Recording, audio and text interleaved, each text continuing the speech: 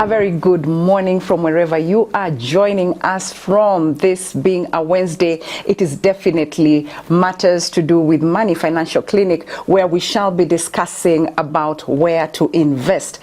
When you earn your hard-earned money, where do you want to invest it? And this is the reason why we have a very serious panel here, an investor, to tell us exactly how he started it, how he's got the challenges, the solutions to his investment, and also an expert on matters investment in SACCOs, in different areas of it. So if you're a new investor or you're just uncertain of where to invest, this is the right show for you. And so join me here, and you can talk to me on 20316 SMS and WhatsApp on 0786316316. Ask your questions about investment and they'll be answered right here.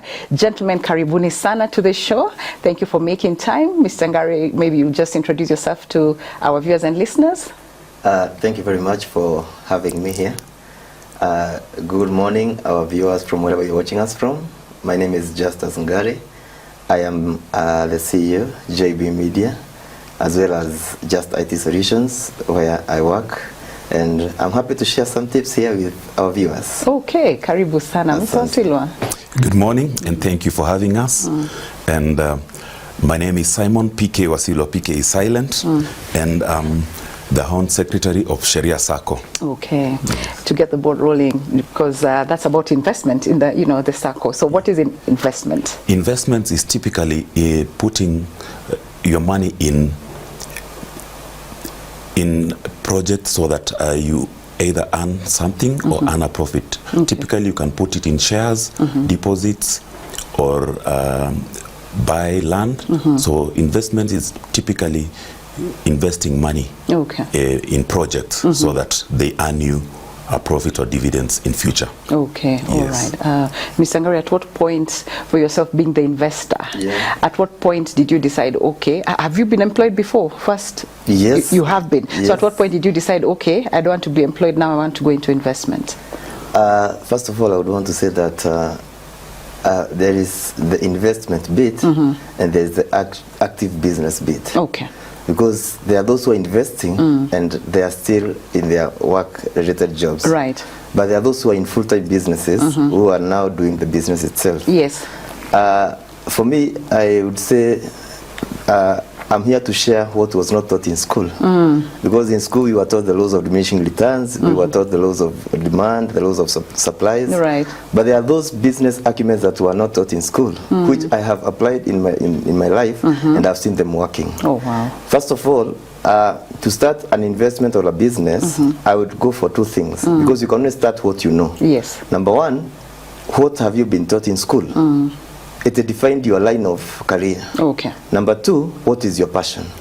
For me, I'm a trained computer scientist. I've worked as an ICT manager in the government. But my passion was in media. Okay. So I went on starting my media business because it is passion. How did I start? First of all, you have to agree it's the willingness. Even the Bible says if you are willing and obedient, you shall eat the best of the land. So with that willing spirit, that's when now someone called me and asked me, we normally see you in church doing by then I started my business with zero equipment. Okay. Just someone called me and told me, I have a wedding and I would wish you to come and cover for me because I've been singing in our church, you've been doing a very amazing job. Yeah. And I said, I asked, how much would you charge? I told him 60,000. And the guy sent the deposit. Okay. But because I had some savings, that's how I bought my first camera. The deposit plus some cash. And the wedding was supposed to be on 10th April of 2020. So, of 2021, sorry. Okay. So within that span of time, from when I took the deposit, mid-February, and from when I was doing the wedding, the things I had told him, I already bought them and I already started that business. Wow. So whatever I said, I don't do that. You don't do it, I wouldn't have started the business even right now. Yeah. So two things, is it by passion or is it by what you've been trained? Because you can only start what you know. You cannot, I cannot go start a medical hospital. Yes. I'm not a trained doctor. Yes. So if I start a pharmacy because I'm seeing my friends are doing very well in pharmaceutical businesses, I will fall. because that is not my line, neither is it my passion. I love that. I love the bit of passion and you know, and what you've been trained in. Mr. Asula, do you agree with that, that passion has a lot to do with where you invest? I do agree, because if you don't have passion, right, you can't venture in a field where you don't have passion. You will definitely be venturing in a place that your heart is not in. And if you have passion, I think even if your business doesn't do well, you'll still have the passion of doing exactly. Waking up and just pushing on. And when it will ensure that you sustain and keep on. You fall, rise, but continue and get focused on what you're doing. Okay. Many a times people will want to do something that their friends are doing, mimicking or trying to ape, and yet they don't know the deep waters that are ahead of them. So it's just good to stick to your passion. And I'll encourage investors to just stick to the passion they have, because that's the field. And with when you do something consistently, you will know the risks and the successes. Okay. Yes. You've talked about you're in the media. You've invested in the media, right? So what are some of the strategies maybe that you can give to our viewers and listeners, especially people who are starting, you know, or they're just not sure about where to invest? What are some of the strategies probably you used? Okay, the reason I'm saying I will say what I was not taught in school. Yes. Is because some of these things, they are the one that keeps us moving. Number one, business is for tomorrow. Okay. If I say business is for tomorrow, your business is not what you are taking now. Because even tomorrow you need that business to sustain itself.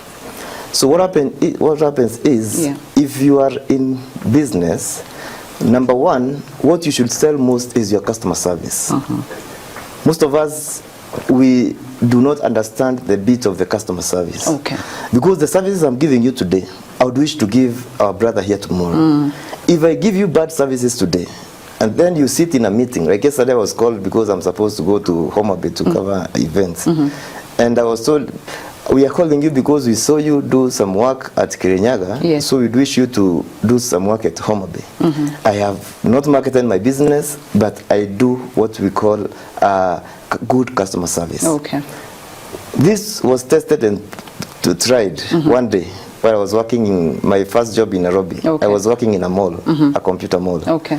And the reason as to why I had chosen that line is I wanted to understand that business model, because in future I hope to have a very big mall to sell computers. So the first strategy was? Yes, to learn first of all, how does this business operate? Okay. So when I went to that business, I worked on 21st May 2015. I joined the business on 4th May 2015. Okay. And I left it on 27th May. That's when I started my other job. And within those 22 days, because of Sundays and Saturdays, I had sold over 1.6 million. I had already made a profit margin of 360,000. Okay. And the reason as to why is I was testing this model of businesses for tomorrow. What was happening in that mall is, if we were many, it was a competition for the customer who is coming. Okay. Because we even paid some boost after you sell some commissions, some good commissions. Yeah. So when you see a customer coming, if he's not buying, others would say, leave that one, he has just come to inquire. But for me, I would take time with this customer. Yeah. I train him, I tell him how this computer is good, how this one is not good, because I know today he's coming to inquire. Tomorrow he'll be the customer, he'll be the buyer. Yeah. So just that small thing, it made me sell so much. I was supposed to leave that job. Yeah. Even the HR, I think she got mad when she realized I've paid my resignation. Because one thing is that with customer service, you cannot, and this is what viewers should learn. Those people who are working for our businesses, if you get a good person, you would let them go. At any cost. Okay. You'd wish to retain them as much as you can. And this is what I do even in my business. Okay. I ensure that my people are comfortable, because when I'm not in that business, they will even go to that Homa Bay, they will do everything which is supposed to be done there. Okay. And for my work, we'll just be checking the live streams and what is happening. And it's just like you're there yourself. Yes, it's just like that I'm there. So, that thing of business is for tomorrow. Let's sell the best customer service. Okay. Let's be good to our customer. Let's talk to them very good. Let's be efficient in deliveries. If you say you are delivering in 1 week, in 2 days, just be efficient. Because The same people are the ones who are sitting down in committees. They are the ones who are sitting down. They are they are the consumers of our products. Okay. So anytime they go to a place and your products are needed, they will definitely recommend you.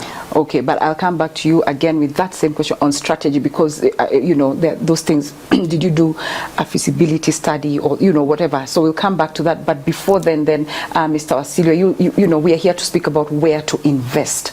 So where are some of the places that maybe you may recommend or advise, you know, people to invest in? Yeah, I'll just pick up from where he left on information, service, and knowledge. Okay. But where to invest is, basically you can invest in a SACCO, because in a SACCO, you are the customer, you are the owner, okay, and you are the customer, owner, and you also trading with a SACCO. So basically, I'll encourage people to invest in SACCOs, because in SACCOs you will find that in SACCOs the interest rates do not flicker. Once we give you a loan, it will stand. Okay. Whether the government, the economic times are low or high, the interest rate will remain the same. The same, okay. And then at the end of the year, you will be able to get dividends on your returns on the money that you've invested, okay, either in shares or in deposits. Yeah. And you can also get short-term loans, and there are several products that you can enjoy. Okay. Also, you can invest in agriculture, especially in the tech agribusinesses that you can do, though there are several challenges that I will explain later. Okay. Then you can also invest in bonds. Government bonds are better than corporate bonds, because government, at least you are sure. Yes. But if you're investing in government bonds, it's good to invest in short term, because long term has higher returns, but there's uncertainties. Okay. And then you can still invest in real estate, but if you're investing in real estate, due diligence. Due diligence. Wow. Because you might buy a piece of land and yet it has around like 3 or several titles. So you'll spend your entire time, like 10 years, litigating. And if you are 40, by the time you finish litigating, you are 60. Wow, time has passed on. Yeah. And time waits for no one. Yeah. Yeah. Okay, okay. Mr. Ngari, are you in any SACCO, or apart from that investment, have you invested anywhere else apart from in your line of, you know, I would say that brings us to a point that increase your pipes. Don't just have one pipe that is bringing your money. Yes. If that pipe blocks, what will you do? You'll just go home. Get stuck. So you need to increase your pipes. Okay. And for me, I do a lot of things. Okay. First of all, I am a busy bee, and this one I accepted in my life, and I acknowledge. Yeah. So right now I have started a dairy farming. I have a dairy farm. Okay. I'm selling milk. I have that IT business that I do. Yeah. And I also work somewhere, in as much as I'm doing all this. Okay. And I would want to say that these things you do by identifying a business opportunity. Do not just go blindly. Okay. I'll give you one case scenario. I once did a vegetable business. It was called Mr. Veggies. During COVID-19, what were you doing when you were locked down? Everybody was in the house. Yeah. And the government said, do not go to the market. So my question I asked myself, how legit is this market that it cannot go to where people are? So I said, if you're not going to the market, why don't the market? Yes. So I started a business called Mr. Veggies. Don't go to the market. Yeah. Let the market come to you. And in this business, it was a very simple model. Yeah. I wake up very early. I go with my two cars. I go to Karatina market and to Kagio and to other markets. I buy stuff from the farmers. I come to your plot. You are my friend. You call for me your neighbors. They buy the products. I go to his compound. He calls to me his neighbors. They all buy. Okay. And I was going after every 2 days. I'd go to Karatina to bring those things. So for me, when people are in the house, I was seriously doing business because I was moving with food stuff. So nobody would prohibit me from... And this was because of the situation at the time? Yes, at that moment. Because I realized if I stay in this house and people are not working, this one now will affect me in some ways. So identifying that business was so cool that I was making so much money, more than even what I make in my other businesses.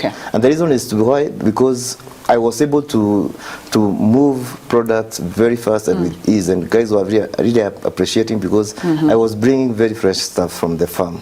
So from my earlier question of some of the strategies you use to invest, is that like you don't put your, keep looking at the market, how it is behaving, and you can find an opportunity. Yes, you keep on identifying the business opportunities. Because you can't sit in a place and people and also the business mind also. Some people don't have the business mind. Right. And what business does is it brings to you, like right now we could be sitting here and money is coming in my phone like now I've already sold milk in the morning. So what business does, brings money every day, every second, every time. And this is what users, our viewers should learn. That every moment, if you would want to be stable in investment or this business, every minute of your time, and this is what even the likes of Bill Gates and Elon Musk are doing to us. Like Elon Musk, right now we are buying his internet. I will not say the company. So if you would want to be successful, make sure you have that business that is bringing, and then they supplement each other.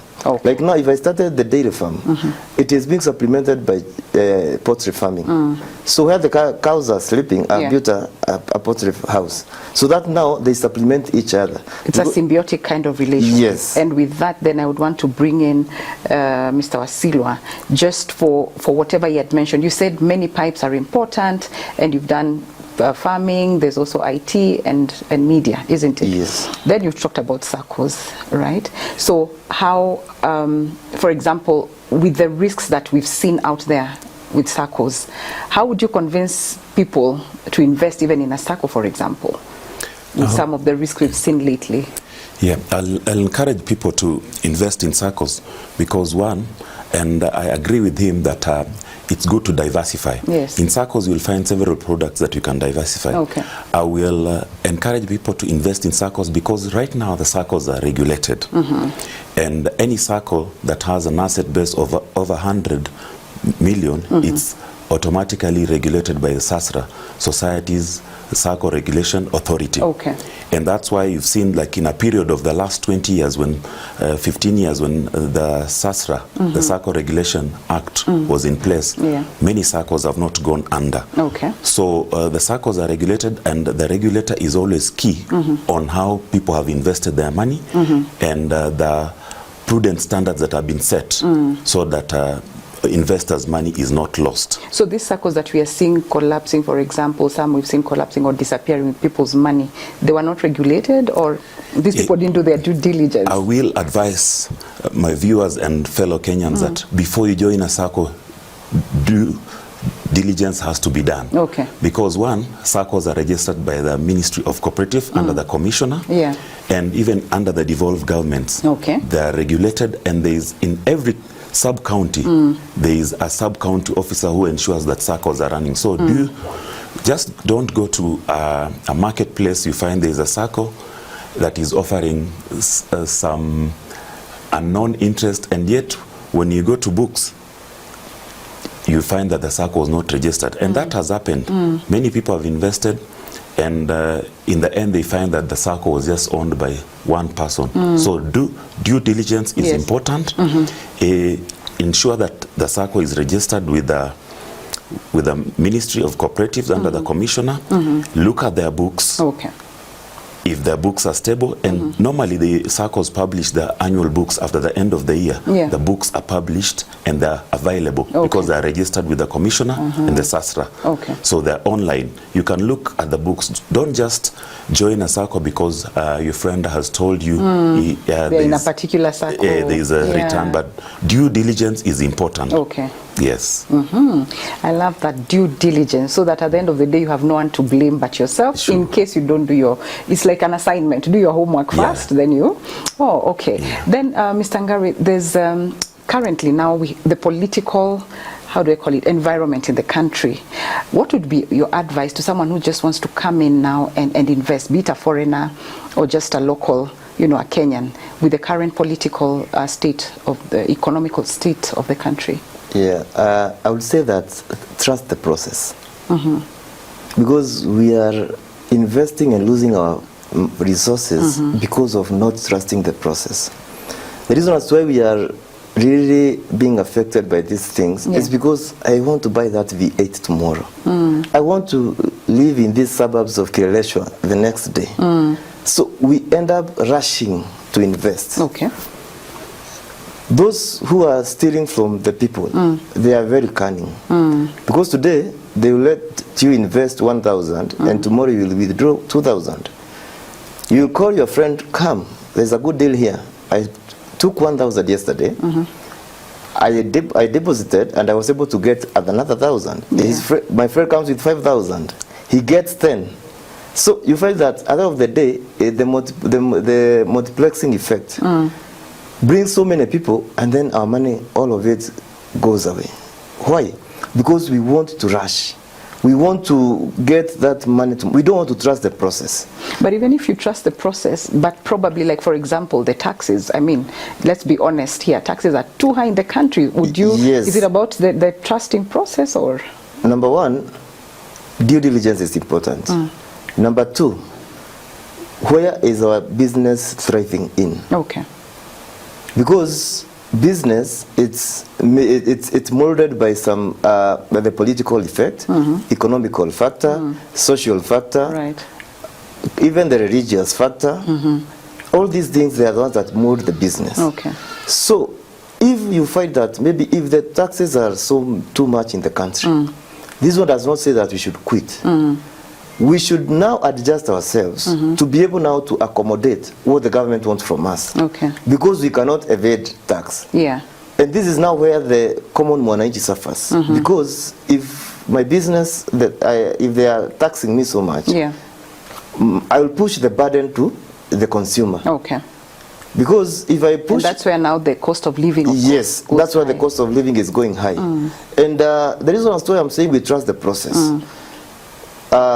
In as much as we are blaming the government, we should also blame ourselves. Because there's one business, a real estate business. These guys will call you, market their products. They come for you with a big machine. They take you to a big hotel, a 5-star. Then they take you now to the offices. These guys were living large, to the expense of the investors' money. And one of the red flags, you should even be aware when you are investing even in real estate. You cannot just tell me that you are paying a deposit of 20,000 and someone is flying you to Mombasa to go and show you a plot of land costing 80,000. Does those math add up? They don't add up. They don't add up.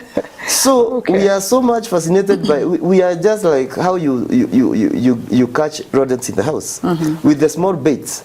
And then you get in the trap, you lose your money. So due diligence is very important, but we have to learn to live in the economic times that we are in. Because if we are not going to live in these economic times, we are going to quit, we are going to leave the businesses, and we are going to go back to where we came from. Fantastic. And you have something to add? Allow me to keep, when the deal is too good, think twice. Also my advice to Kenyans, even in the Bible, when the disciples asked Jesus, tell us how to pray, Jesus taught them that the Lord's Prayer is, give us our daily bread. But most of our countrymen want to get the instant. No, they want to get the bread that will last forever, and they will not last forever.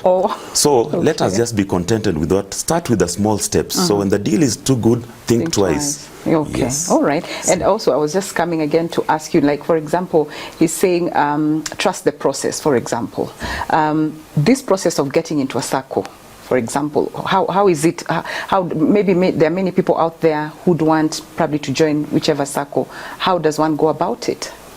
Yeah, you can, as earlier alluded, you can look at the, I'll advise members, if you want to join a circle, look at the reputation and the membership, look at the audited books, and the interest and the returns that are coming to members. Okay. And also just benchmark, ask.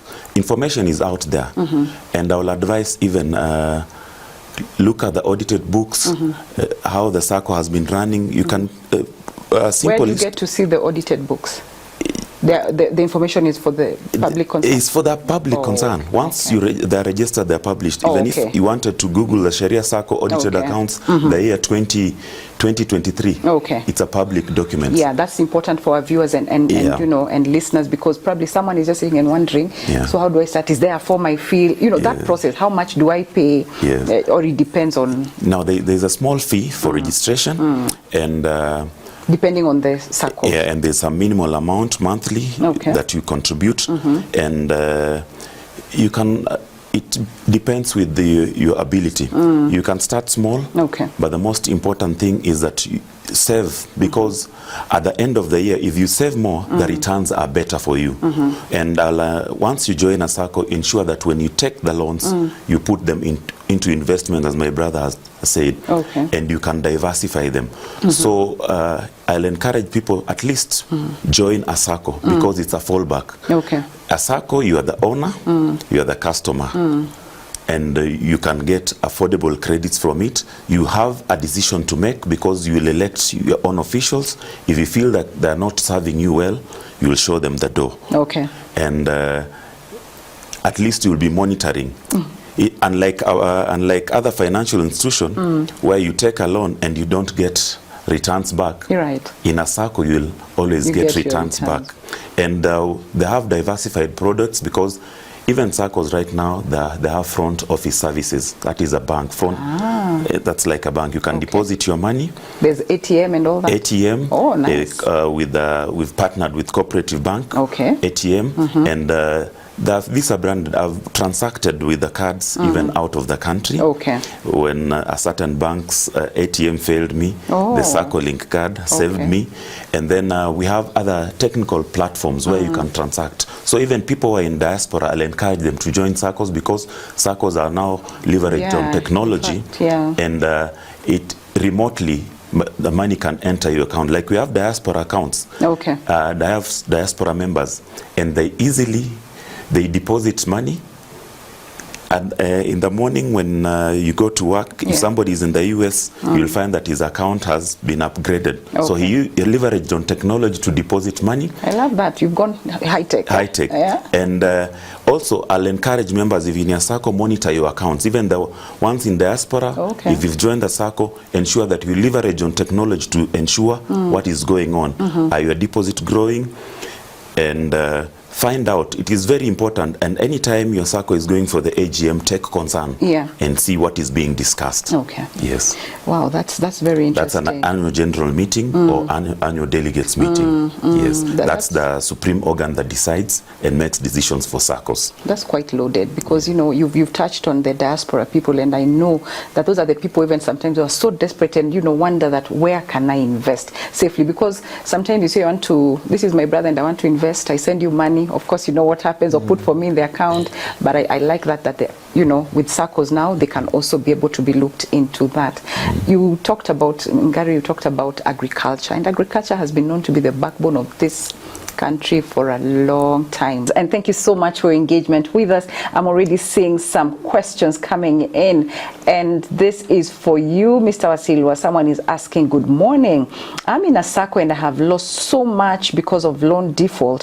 Why don't SACCOs take members to CRB like banks? We are suffering in silence. That is one. And then there was a question on, do SACCOs insure the money that, your customers invest with you, just in case there's a collapse of the SACCO?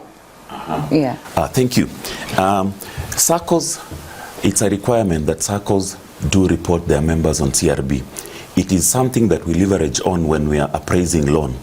So if you've been listed in another institution, especially in our SACCO, if you've been listed as a CRB in a certain institution, you have to clear with that institution before we give you a loan. Because in the SACCO model, you depend on guarantorship. Because if you are giving you a loan, and normally loans in the SACCOs are given 3 times your deposit or 4 times your deposit. So if we have to give you that money and you've defaulted in another institution, then these other members, money is going to be there's a at high risk of, there's a high risk of default. Yeah. So we normally leverage on that and look at the past history of the member. If you've been listed for 500,000 and you're coming again for 500,000 in our SACCO, yeah, the likelihood of the default is very high, and it will be a cost to members. So I'm sorry about that, but SACCOs are required to report people on CRB. Though sometimes you find members resistant, but it's good for the SACCO because one, that is your money, and you're protecting money's hard-earned deposits because it takes you time to save deposits maybe to reach 100,000, okay, and even with hard economic times you are tightening your belt to save. So it is a requirement that SACCOs do. So you take the defaulters to CRB? Yes. I think she didn't know that because her question is, why don't they take them? So they do. They do. Okay. And then on insurance, yes, SACCOs do take, they've taken insurance on, they've taken insurance on members' deposit. Okay. And this one is insured for unforeseen circumstances, either illness, accident, or death. Okay. In case of death, like in our case, the insurance will take over the loan. Okay. And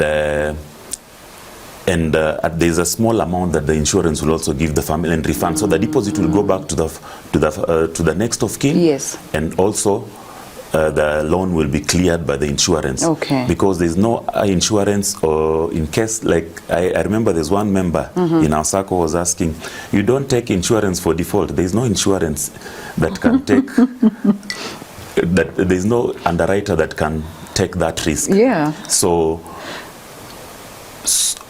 insurance SACCOs have done that, and they've partnered with CIC and several other insurance to cover them. And secondly, the regulated SACCOs, there is a deposit fund set aside for, in case a SACCO goes down, there's a deposit that goes, so the members' funds will not be lost in vain. It's like the CBK. Yeah. Actually, our regulator mirrors the CBK model, where if in case a SACCO goes down, your customers are cushioned. Yeah, they're cushioned. Okay. Yeah, I know it will take like 2 years or 3 years, but at least you're safe. You are safe, and you are sure that your amount will be returned. And that's why I'm telling you, ensure that if you're joining a SACCO, ensure that it's regulated, it's registered, and please keep touch. Even if you're in diaspora, keep touch and see how your SACCO is being run, because the SACCO is owned by members, and you have a democratic right, because you either elect the leaders or you go for the annual general meeting to make decision. And don't just take a back seat if you're in a SACCO. Right. Voice those issues, because involved, because one, where there is a delegate system, let your delegates address your issues. And then in an AGM also do, or sometimes do a memoranda to the management and the board. They will always guide, and don't just sit information. Sit back, not advising your SACCO, because the SACCO is you. It's not the board, or it's not the management. It's you. Yes. I'll tell you something about a comment someone made in terms of how you say someone can take a loan. But first, let me hear, Mr. Ngari. There's a question I asked you prior to our break, and it's about agriculture. Being the backbone, or is it still the backbone of our economy? I'm not sure. And would you advise people to still invest in the agricultural sector? The reason as to why the agriculture is backbone of our country is because of the money that is coming in our country because of agriculture. First, we have to identify that Kenya has a huge percentage of arable land.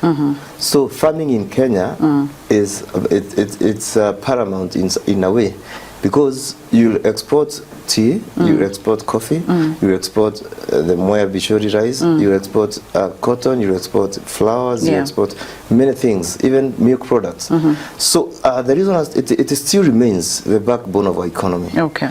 Number two, one of the things we need so are you saying that you make money when you export more, or even locally? There's yeah, that's the point I'm coming in. Right. Now. Number two is because if we are hungry, we cannot go to work. If we are starving here, I wouldn't even be talking. No. So every now I have a cup of tea, I have something, I have to eat lunch. Yeah. So all along, even circulation of agriculture products locally, it's big and there's big market. But now what happens is agriculture is partly capital intensive. Okay. Because for you to start an agricultural business or something, and then you have to be patient with it.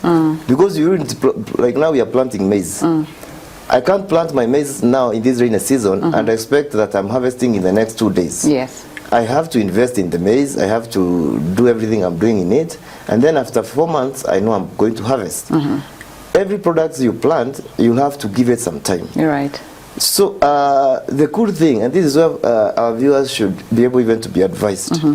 Some of the things when you are identifying business opportunities, you learn from what people must have.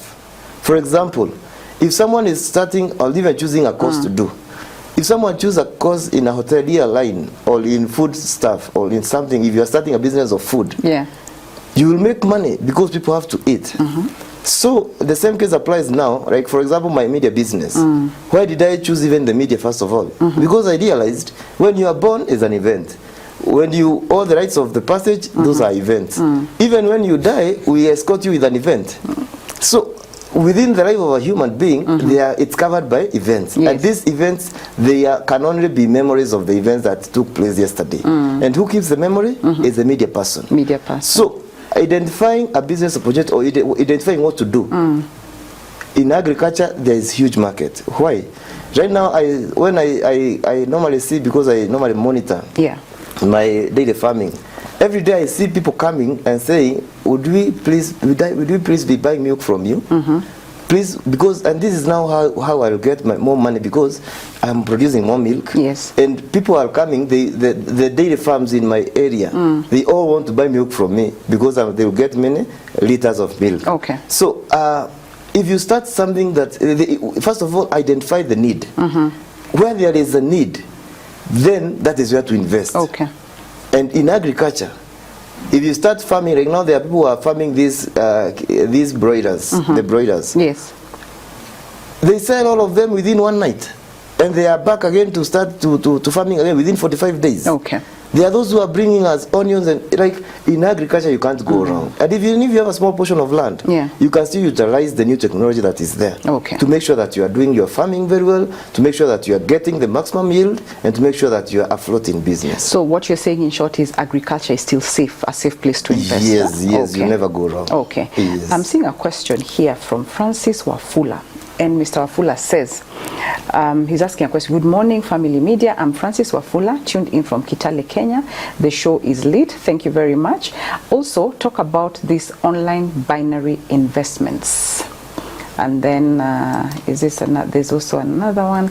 Hello, Sally. What a wonderful show. I can now trust in Asako because my doubts are cleared. And thank you so much. Thank you so much for that. So, binary investment. Who's going to take that? I'll take it. Because I have background in IT. So the binary investment, I would say it's first of all, it's what we call the Bitcoin trading. There are many things. There's the Forex bit. Like now I tried that one day and I flopped badly, and because I did not have that training. And the binary bits, people are doing the Bitcoins. The bit, not the Bitcoin, the company itself, but cryptocurrencies. And these cryptocurrencies, they also require a lot of training, a lot of learning on what happens in such businesses. Because today you buy your cryptos. During the evening, everybody is selling, so the price goes down, and you end up even selling at at a cheaper price than what you bought. So there are those charts, the crypto charts, which are already there, that list all the companies that are doing cryptos and how their coins are doing in the market. And if someone would want to invest in that, those who are successful. Like for example, it's just yesterday, I was just seeing the price of one Bitcoin. From, there's a day it was even almost, it was less than 100,000 Kenya shillings. Right now you cannot even purchase a Bitcoin because it is over 80,000 USD. Those who are doing these businesses, some of them do not go to that business because you are seeing a friend who is doing the business is doing very well. Some of them have already created networks. They are already having a WhatsApp groups. They understand where the they business. understand the business. Yeah. And even some are, we would call them cartels in that business. Like for example, there is a day that Elon Musk, where these things started even shooting up, especially for the Bitcoin side, is when a very renowned, prominent business person invested in the coins. And what he did is, he went and bought nearly everything. Okay. So there was scarcity of coins. The law of demand and supply now comes in. Then the prices went up. So for cryptocurrency and for those businesses, we would advise someone, if you are not well trained, you lose your money. I remember I lost my 30 Gs within less than 24 hours. Okay. Because I was told, I sent to my friend who was good in that. He came, taught me, showed me where the money is, and I was so quick to invest. Yeah. And when I invested in it, in the evening I was called and I was told everything has gone, because there are those, for the Forex, you know, you pay for a robot to trade for you. Okay. So for Forex, there are those that the robots are trading. So there are systems that have been said to do the trading. That's why I did my thing, and I lost, and I lost everything. So I've never even gone to that route again. So I think for the person who was asking about the binary, I think you've answered their question very, very well. And you know, if at all there's any other question, probably they'll send, and we'll definitely reply to that. Now, Mr. Wasilwa, you know, when someone is investing in a SACCO, for example, can anyone invest, or it has to be someone who is in a formal employment, or just, and how much does one need to have to put in to just start? Now, anyone can invest in a SACCO. Like us, Sharia SACCO started as it's the judiciary and the DPP and the AG that started. But right now we've opened a bond. Okay. I have my brother who is a farmer, who is a member of the SACCO. So you just need to meet the criteria, Kenyan citizen, and with means, the minimum of 2,000, yes, you can be able to save in the SACCO, so long as anybody can join a SACCO. And any SACCOs have opened the bonds, they say out of common bond, so anybody can join a SACCO so long as there's no restriction. And even the members we have in diaspora, they do not work in the main bond. So we've opened bonds, and anybody can join a SACCO. And I'll even invite you to join our SACCO if you are not in any. And I'll encourage people to belong to SACCOs, because SACCOs are places to go. In fact, the way the economy is going, it's good to invest in SACCOs, because that's where, when the interests are up, as I told you earlier on, there is no change in interest fluctuating. Once we enter into a contract, we take a loan, you will pay that interest until the end. Yeah, because I wanted to ask if global trends have any impact on SACCOs. On SACCOs, global trends don't have. But in agriculture, especially if you're exporting, the global trends, that's the dollar rate and all that, isn't it? It really affects, and this is where now we tell the government to be, even the KTDA, to be fair for us, the farmers. Because I'm also into tea farming. When the dollar goes, like now there is a time the dollar had really gone up. Yet when they are releasing the tea bonuses, it was so little. It was even that tune, we are even getting better now. You can imagine how much they earn from us, because they were trading this tea with a high dollar rate. But when they are paying us farmers, they do not factor that thing. They just give us scanty payments. So because these are the global economics, that affect the businesses and that affects. And this is why even you find that even right now we are not even able to buy cars. The cars have been so expensive because it is being affected by the dollar rate. And how does this affect? It starts first of all from our currency, ourselves, because if there is so much of Kenyan currency in the market, what happens is it loses a lot of value. We go back to the law of demand and supply again. If we have a lot of Kenyan currency in the market, if money is circulating too much in Kenya, in our own currency, it loses a lot of value. If we do not have so much of Kenyan currency in the market, the dollar now comes a bit lower. So it depends on where, as a government, are we investing. I like that. Because even the government itself, it has a role to play. For our stability of our currency, let's not be Idi Amin. How did Uganda lose it? How can we lack money and we are the one producing the money? Let's go to the factory, make our money, and give people, let them have and money. Circulate it. Is it that? I don't know. I don't know if that's how it works. But anyway, yeah. So that's how the currency for Uganda was affected. Okay. Badly. So for us, our government needs to invest our monies well. I like that. Because, I like that advice. And because through the infrastructure, through the because if Kenya grows to that level of economies, because you can imagine Kenya, the Singapores were coming to benchmark in Kenya. South Korea was nothing during those years. It has grown to be a first-class economy. I like that example, and I think because of time, I really wish. I think next time I'll ask for more time still on this, because it sounds quite interesting. You know, quite knowledgeable. But because of time, we have like less than a minute probably to finish the show. Mr. Asilo, what would be your closing remarks, very briefly, 30 seconds? My closing remarks is I'll urge people to join SACCOs, right? And also I'll just pick up from where he's left. Yeah. Is that stability of the Kenyan currency will be a good sense. So the policy makers should ensure that the currency is stable. But I urge members, viewers, encourage your brother, your sisters to join SACCOs, because apart from that, SACCOs also give members education. And if you are a member of a SACCO, ensure that annually the SACCOs do educate their members. So attend those members' education. Do not take them as don't take them for granted. Ensure that you attend members' education. And I'll urge for the last time that ensure that each member is in a SACCO. SACCOs will cushion you in financial.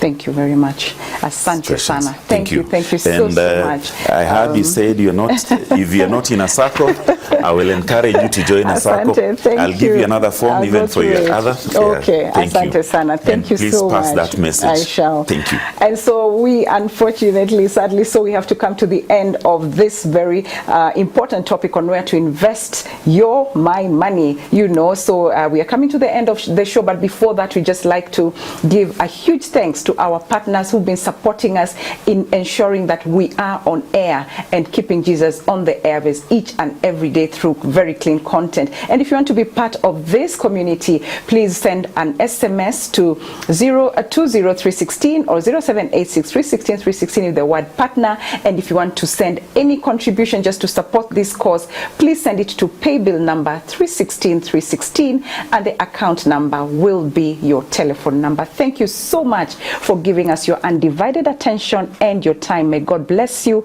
and keep you until tomorrow, when we shall be discussing on Relationship Clinic about cultural different relationships. God bless you and have a blessed day.